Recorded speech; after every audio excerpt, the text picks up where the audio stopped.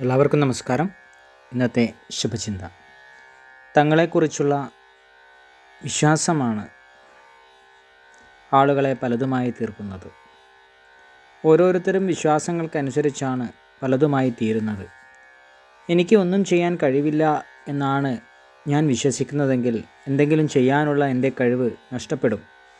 എനിക്ക് ചെയ്യാൻ പറ്റും എന്നാണ് ഞാൻ വിശ്വസിക്കുന്നതെങ്കിൽ തുടക്കത്തിൽ അല്പം ബുദ്ധിമുട്ട് അനുഭവപ്പെടുമെങ്കിലും അത് ചെയ്യാനുള്ള കഴിവ് എന്നിൽ വളർന്നു വരും. എന്താണോ ആളുകൾ വിശ്വസിക്കുന്നത് അതിനനുസരിച്ച് അതായിത്തീരുന്നു.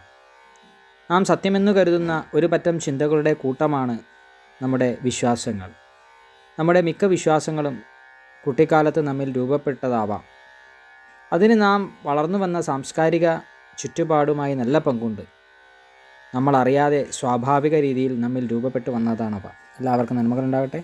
എല്ലാവർക്കും ജീവിതം വിജയം ഉണ്ടാകട്ടെ. നന്ദി, നമസ്കാരം.